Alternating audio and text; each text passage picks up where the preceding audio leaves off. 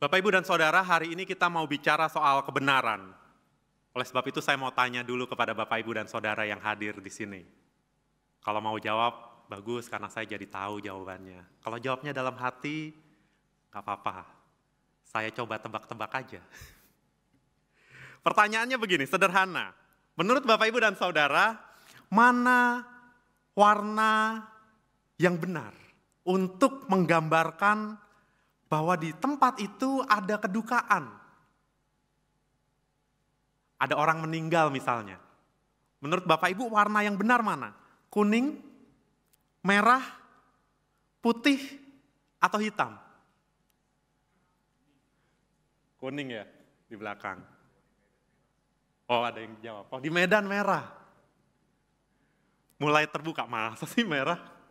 Perasaan kuning, orang Jakarta selalu bilang kuning. Kenapa? Karena kalau ada orang meninggal, ada kedukaan, maka kita akan melihat bendera kuning di ujung jalan, dan bendera itu akan menuntun kita ke rumah yang berduka. Gitu kan? Orang Jakarta. Tapi tadi saya dengar di belakang. Kalau di Medan, merah. Bener, merah. Tergantung umur. Oh iya, kalau orang Tionghoa tergantung umur. Bener ya? Kalau 80 tahun ke atas katanya, itu udah bukan duka tuh, tapi bahagia. Gitu kan? Nanti kalau saya salah boleh dikoreksi. Tapi benar, kalau kita ngomong kebenaran kita harus lihat di mana tempat kita bicara soal kebenaran itu. Kalau ngomong soal warna kedukaan di Jakarta maka yang benar adalah kuning.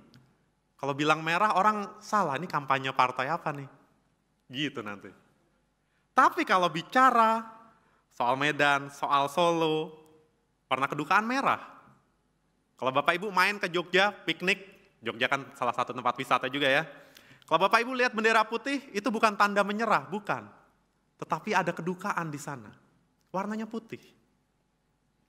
Lalu kalau Bapak Ibu jalan-jalan ke Sumatera Barat, konon di sana warnanya hitam. Yang menunjukkan ada kedukaan. Saya belum pernah ke Sumatera Barat. Maka saya bilang konon warnanya hitam. Tapi kalau ke Jogja dan Solo saya pernah. Dan memang benar. Warnanya merah, putih di sana. Kalau di Jakarta, saya besar di Jakarta, warnanya kuning. Maka kalau kita mau bicara soal kebenaran, kita harus tahu kita bicara di mana dan pada siapa. Seperti hari ini nih, panitia menyiapkan ibadah dengan konsep Indonesia Timur. Lalu saya di belakang tadi diajak, ini dipakai di kepala Pak, gitu. Nanti mungkin ada orang-orang Indonesia Timur yang bilang, kok dia pakainya di situ? Yang penatua lainnya pakainya di stolanya. Jangan-jangan dia salah pakainya. Nanti kalau memang salah, boleh bilang ke panitia ya.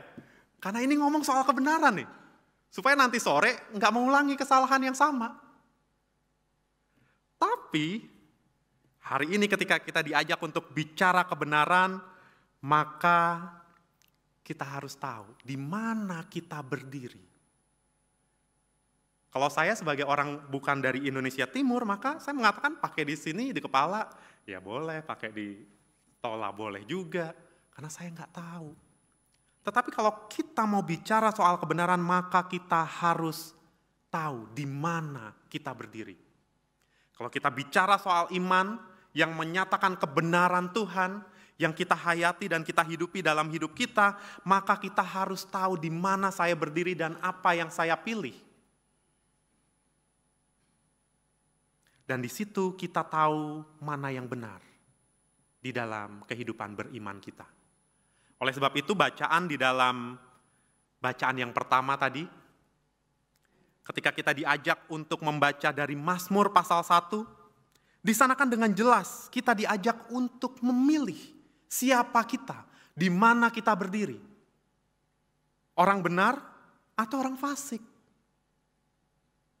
Kalau saya tanya kepada Bapak, Ibu, dan Saudara yang hadir di sini ataupun yang di rumah, yang ikut secara online.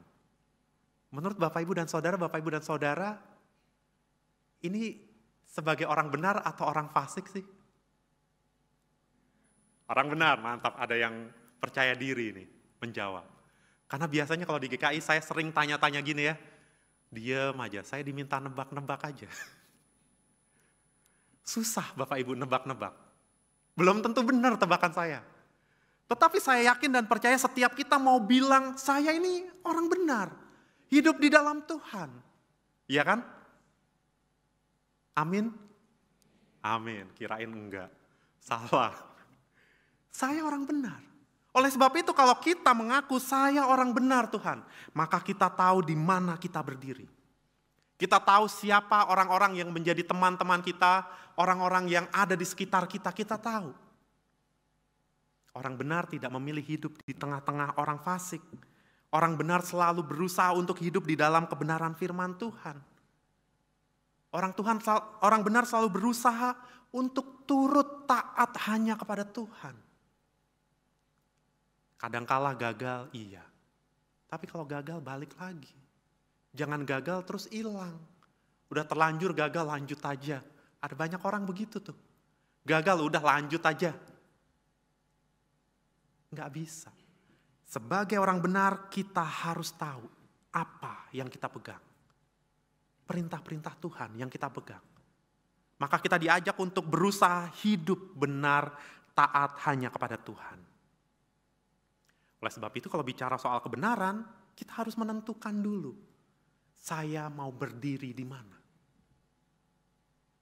Kalau berdiri di tengah-tengah orang fasik sebagai orang fasik, maka semua yang baik di dalam Tuhan akan kita pandang salah. Itu pasti. Oleh sebab itu, kita diajak pertama-tama, pilih dulu posisi mana, tempat mana kita mau berdiri. Baru kita ngomong soal kebenaran. Kalau hari ini Bapak Ibu dan Saudara tadi bilang, amin sebagai orang benar, amin. Maka kita bicara kebenaran di dalam iman percaya kita kepada Tuhan. Sebagai umat Tuhan, kita adalah umat yang punya kebebasan untuk memilih. Itu pasti. Setiap kita bebas memilih. Bapak, Ibu, dan Saudara hari ini datang ke gereja pagi, ada yang terpaksa. Kalau anak-anak biasanya ya terpaksa. Saya masih mau bangun siang. Tapi orang tua saya memaksa saya datang pagi-pagi. Tuh, ada yang senyum-senyum udah di depan. Kamu tuh terpaksa. Enggak. Gitu. Karena apa? Karena benar anak-anak masih diajarkan. Ini bukan paksaan. Ini kalau ada anak-anak yang datang di sini ya. Kalian bukan dipaksa. Tetapi kalian diajarkan untuk hidup sebagai umat Tuhan. Dulu ketika saya kecil juga gitu. Saya seringkali merasa terpaksa. Jam 8 udah harus sekolah minggu. Sementara waktu saya kecil tuh kan film kartun banyak ya. YouTube belum ada. Jadi gelisah saya. Teman-teman saya hari Senin di sekolah ngomongin soal film kartun, Doraemon dan segala macamnya. Saya cuma bisa ya senyum-senyum aja. Nggak tahu. Nggak pernah saya nonton Doraemon di hari Minggu. Karena apa? Orang tua saya bawa saya ke gereja. Tapi itu mengajarkan saya untuk hidup beriman. Saya jadi yakin kepada siapa saya harus berpegang. Siapa yang saya cari. Artinya hidup kita sebagai orang beriman, ini adalah hidup yang bebas memilih. Kita bisa menentukan segala sesuatu. Tapi yang terpenting adalah apakah ketika kita memilih, kita menentukan, kita tanya Tuhan atau enggak. Itu. Atau kita tanya diri kita sendiri. Atau kita ikutin diri kita sendiri. Pokoknya ini yang saya mau Tuhan. Benar kita berdoa. Tetapi isi doanya coba dilihat. Tuhan saya mau ini. Kalau Tuhan tidak kasih, gitu kan. Saya akan berhenti berdoa dalam 3 bulan. Gitu. Seringkali orang begitu. Oleh sebab itu ketika hari ini kita juga diajak untuk melihat kisah bagaimana Matias dipilih, ini bicara soal kebebasan. Ketika Petrus berdiri di tengah-tengah para murid yang lain lalu mengatakan harus dilengkapi. Satu orang lagi harus dipilih di antara kita untuk menggantikan Yudas. Itu adalah soal pilihan. Mau enggak? Berani enggak? Yudas ketika dia menjadi tokoh yang mengkhianati, itu juga soal pilihan. Karena ketika berkumpul dengan Tuhan Yesus, dengan para murid, Yudas lebih mendengarkan iblis yang berbicara. Maka ia menyerahkan Tuhan Yesus. Ia mengkhianati Tuhan. Semua orang mendengar apa yang dikatakan Tuhan Yesus. Tetapi Yudas memilih untuk mendengarkan iblis. Juga ketika Matias dipilih, ada 2 orang calonnya. Tetapi ketika Matias dipilih, dia tidak menolak. Dia siap. Lalu pertanyaan yang mungkin muncul kalau tadi Bapak Ibu melihat atau membaca, mengikuti gitu ya, pembacaan. Lalu mereka membuang undi bagi kedua orang itu. Ini kok kayak di lotre ya. Kalau kita kan hari ini undi itu seperti gitu ya. Tetapi undi di dalam teks-teks Alkitab adalah sebuah tradisi kuno untuk menentukan mana sih yang sebenarnya Tuhan pilih. Jadi undi bukan main dibuang aja terus, oh dia yang menang, bukan. Tetapi kita bisa melihat prosesnya, mereka berdoa dan meminta Tuhan untuk menentukan. Lalu mereka membuang undi itu. Jadi ini soal cara memilih. Hari ini kita sudah tidak melakukan itu.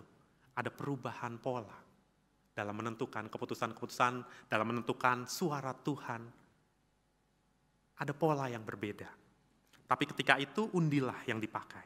Maka ketika Matias dipilih, dia memberi diri untuk menjadi bagian dari 12 rasul. Maka kalau kita bicara soal kebenaran, kebenaran yang pertama tadi adalah soal di mana kita berdiri. Lalu soal pilihan kita. Lalu seringkali orang mengatakan kalau ini soal pilihan artinya kebenaran itu relatif dong. Tergantung bagaimana saya melihat itu. Konteks latar belakang saya mempengaruhi, maka sangat tergantung kayak tadi. Misalnya, bendera kedukaan mana yang benar? Kuning, merah, putih, atau hitam? Maka Bapak Ibu menjawab ini, sesuai dengan daerahnya masing-masing. Saya mau mengatakan kebenaran itu tidak pernah relatif. Tetapi kebenaran itu pasti dan jelas. Oleh sebab itu kita harus tahu di mana kita berdiri. Baru di situ kita bicara soal kebenaran. Apalagi kalau kita bicara soal iman kita. Tadi saya sudah mengatakan jelas bahwa kalau kita bicara soal iman maka kita harus berani berdiri sebagai orang benar. Maka sebagai orang benar saya akan mendengarkan firman Tuhan. Saya akan taat dan setia hanya kepada Tuhan. Sebagai orang benar, sebagai umat Allah, maka kebenaran yang harus kita imani adalah bahwa keselamatan itu ada di dalam Anak Allah, di dalam Yesus, Tuhan kita, Juru Selamat kita. Karena adalah sebuah kepastian bahwa di dalam Yesus kita ini selamat. Itulah yang disampaikan di dalam 1 Yohanes. Yang tadi juga menjadi pembacaan teks firman Tuhan kita. Di dalam teks 1 Yohanes, Allah sendirilah yang bersaksi tentang Yesus Kristus. Bahwa dialah anak Allah. Dan di dalam dialah kita ini diselamatkan. Ayat 11 sampai dengan 13 mengatakan kepada setiap kita, inilah kesaksian itu, kesaksian Allah. Allah telah mengaruniakan hidup yang kekal kepada kita dan hidup itu ada di dalam Anaknya.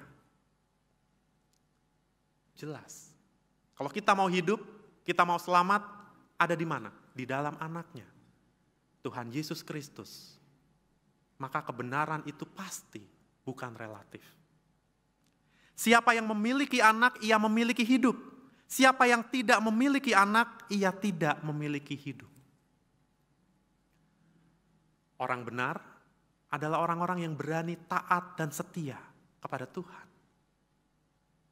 Hidup di dalam Tuhan. Maka bisa dikatakan orang-orang benar, kita umat Tuhan adalah anak-anak Tuhan yang memilih percaya kepada anak Allah. Dan kita memiliki hidup di dalamnya. Ayat 13 mengatakan kepada setiap kita, semuanya itu kutuliskan kepada kamu, supaya kamu yang percaya kepada nama anak Allah tahu bahwa kamu memiliki hidup yang kekal. Ditegaskan lagi kepada kita. Artinya kalau kita bicara soal kebenaran, soal keselamatan, enggak ada yang lain. Keselamatan itu ada di dalam Tuhan kita, Yesus Kristus. Dia yang membawa kita kepada Bapa. Dia yang memperkenalkan kita kepada Bapa. Dan jika kita percaya kepadanya, maka kita selamat. Maka jelas kebenaran bukanlah sesuatu yang relatif, tergantung sikap kita dong, gitu kan biasanya. Tergantung seberapa banyak kebaikan yang saya buat kalau saya mau selamat, kan ada banyak orang mengatakan itu. Tetapi firman Tuhan mengatakan, siapa percaya kepada Tuhan, anak Allah, Yesus Kristus, maka dia selamat. Tentu hal ini juga tidak boleh kita sepelekan dengan mengatakan, kalau gitu cukup percaya aja ya Pak. Kemarin ngomong kan di mimbar, percaya, selamat. Kita percaya dan harus menunjukkan omongan kita yang percaya itu dalam sikap hidup kita. Maka nggak mungkin orang yang percaya hidupnya asal-asalan. Maka nggak mungkin orang percaya hidupnya di luar gereja berubah. Gak mungkin. Orang yang percaya itu menunjukkan sikap hidupnya sebagai orang percaya. Kalau Bapak Ibu yang punya pasangan, yang masih muda ataupun yang sudah menikah lama, cinta itu kelihatan dari mana? Omongannya doang? Enggak kan? Dari sikap hidupnya. Ketika dia memperhatikan pasangannya. Ketika dia menunjukkannya, entah dengan bunga atau dengan coklat, atau cuma dengan memandang. Kelihatan orang ini cinta atau enggak. Maka sama. Kalau kita ngaku percaya, ngaku saya sudah diselamatkan Tuhan, tapi hidupnya tidak menunjukkan itu, ya gimana orang percaya kalau dia adalah umat Tuhan. Maka keselamatan yang diberikan itu menjadi keselamatan yang seringkali disia-siakan oleh kita. Karena sikap hidup kita tidak di situ. Tapi hari ini diingatkan dan ditegaskan kepada kita, kalau kita diajak untuk memahami bahwa keselamatan itu di dalam Tuhan. Itulah kebenaran. Oleh sebab itu, kalau kita bicara soal kebenaran, Tuhan Yesus pun berdoa untuk para murid. Apa yang dia doakan? Tuhan Yesus berdoa untuk para murid supaya mereka dijaga di dalam kehidupan mereka. Supaya Allah menjaga mereka. Supaya para murid ini dimampukan untuk berani mengatakan bahwa kami adalah umat Tuhan. Kami adalah saksi-saksi Tuhan. Meskipun nanti Tuhan Yesus tidak ada lagi bersama dengan mereka. Maka doa Tuhan Yesus kepada Allah adalah, aku tidak meminta engkau supaya engkau mengambil mereka dari dunia. Tetapi supaya engkau menjaga mereka dari yang jahat. Kebenaran yang tadi kita pahami itu di dalam iman kita harus nyatakan di dalam hidup kita.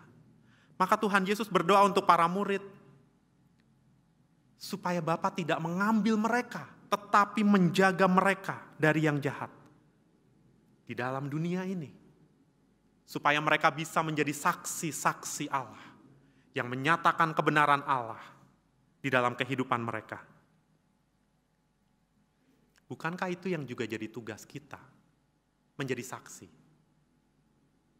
Orang Kristen kan senang ya, kalau dibilang, apa tugasmu sebagai orang Kristen? Saksi Allah. Gitu. Lalu dia cerita tentang ini yang suka salah. Maka saya mau beritahu kepada Bapak Ibu dan Saudara.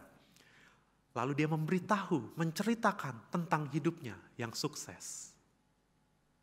Seringkali gitu. Kalau orang diajak kesaksian, ceritanya apa? Tentang hidup dia yang sukses. Ini membuat orang-orang yang hidupnya tidak sukses tapi mengandalkan Tuhan, takut untuk bersaksi. Apalagi di GKI ya. Kalau kesaksian di persekutuan wilayah, PA, atau itu, ada banyak di GKI Surya Utama, Bapak Ibu Penatua? Nggak banyak ya. Rata itu di mana-mana di GKI gitu. Kalau kesaksian, ada yang mau kesaksian Bapak Ibu, nunduk semua kan. Nggak berani ngelihat MC atau pendetanya kan, nunduk. Jangan lihat saya, jangan lihat saya. Soalnya kalau begitu ngelihat matanya, wah ketunjuk nih. Coba silakan. Gitu kan caranya supaya orang mau bersaksi di GKI. Kenapa orang GKI tidak mau bersaksi atau takut? Karena merasa tidak ada hal hebat dalam dirinya yang bisa diceritakan kepada orang lain. Karena seringkali kesaksian itu dipandang sesuatu yang hebat, sesuatu yang keren, sesuatu yang sukses. Saya mau mengatakan kalau ceritanya adalah soal kehebatan, kesuksesan, kekerenan, seseorang menjalani hidupnya, itu bukan kesaksian. Kesaksian yang benar adalah ketika seseorang ini menceritakan pengalamannya dengan Tuhan. Bagaimana ia menyadari ada karya Tuhan di dalamnya. Nggak harus keren, nggak harus sukses. Tapi ketika dia menyadari Tuhan beserta. Salah satu contoh kesaksian di GKI Banyuwangi yang menurut saya ini sangat keren. Kenapa? Ketika ada seorang ibu mengatakan dengan sangat percaya diri bahwa dulu hidup saya bukanlah hidup yang mewah-mewah banget. Dia seorang pekerja keras. Kalau dia cerita, dulu ketika GKI Banyuwangi ini belum jadi gereja, saya udah ada tuh di sana. Biasanya kalau orang cerita begitu, kisah berikutnya apa? Saya jadi penatua gitu ya, saya adalah salah satu pendiri gereja, saya adalah salah satu aktivis. Enggak, dia enggak cerita begitu. Tapi dia cerita begitu, saya ada di sana, kerjaan saya biasanya adalah korah-korah, cuci piring. Kalau di dalam bahasa Indonesia. Kalau ada kegiatan dia selalu cuci piring. Dan dia melakukan itu dengan setia. Tidak malu dia bilang begitu. Karena itu adalah sebuah kebanggaan. Apa yang bisa dia lakukan? Saya bisa cuci piring. Maka saya mau melakukan itu. Di mana ketika orang lain habis makan taruh piringnya, dia cuci piring. Dia bukan koster gereja, bukan pegawai gereja. Bukan. Dia jemaat yang setia sampai hari ini. Sekarang udah lansia. Jalannya agak susah. Rumahnya nggak gitu jauh dari gereja. Tetapi dia berani dan selalu semangat datang ke gereja. Jalan kaki. Kalau dijemput, ada mobil jemputan Bu, minta jemput aja. Enggak, saya senang jalan kaki. Karena semasa mudanya memang dia suka jalan kaki. Dia pedagang kue keliling. Dan dia mengatakan, itu yang bisa saya lakukan untuk Tuhan. Dan saya merasa Tuhan memberkati saya.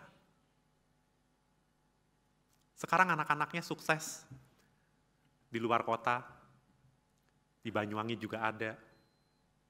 Tapi dia nggak cerita soal itu, dia cerita soal bagaimana saya memberi diri untuk cuci piring ketika yang lain tidak mau.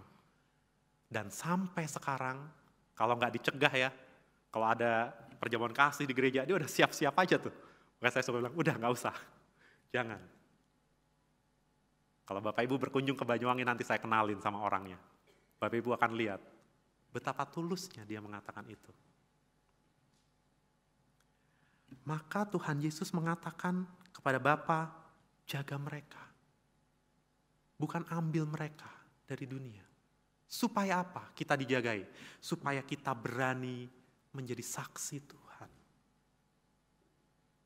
Itu kan tugas kita. Artinya kita diajak untuk tidak lari dari kehidupan kita. Hidup ini banyak tantangannya.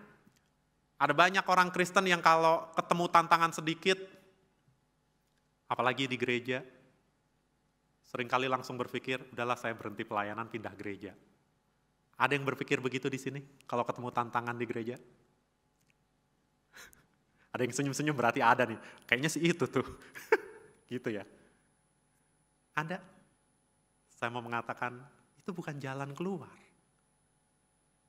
Saya mau mengatakan, itu bukan pilihan malah. Kenapa?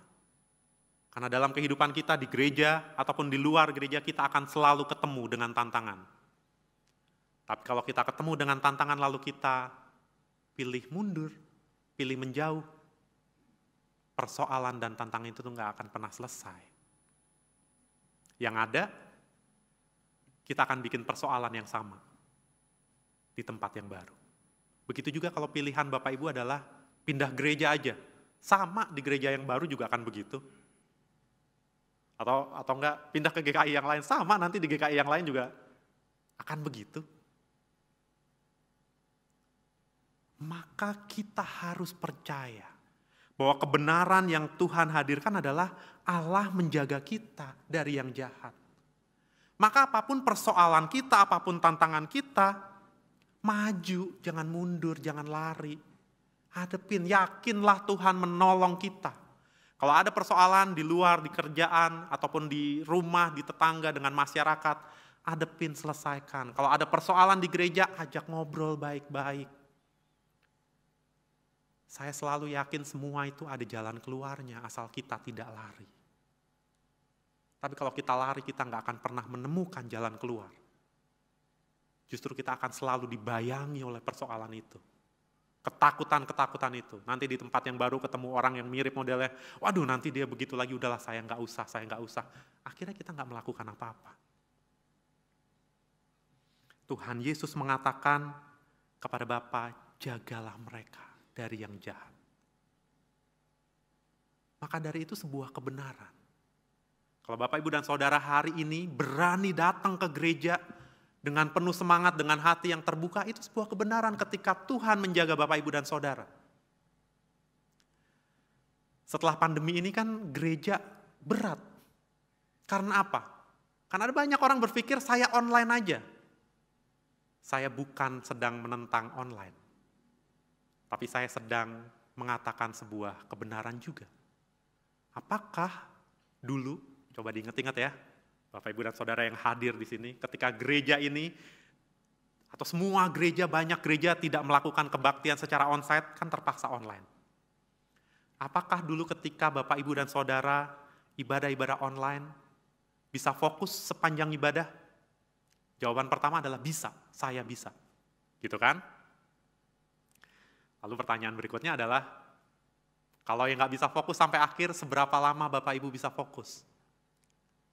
Sampai khotbah, 5 menit terus ganti channel karena pendetanya tidak menarik. Ya kan? Lalu tidak konsen, ketiduran, atau sambil ngobrol, sambil makan, sambil masak. Lalu coba kita perhatikan posisi duduk kita. Posisi duduk kita ketika kita ibadah online di rumah dulu. Tadinya tegak begini, terakhirnya gimana? Udah miring kan? Handphone di sini atau laptop di sini kita begini kan? Ya kan? Berapa banyak yang begitu? Coba dilihat. Saya bukan menentang online. Kalau Bapak, Ibu, dan Saudara memang bisa online, bisa fokus, boleh online.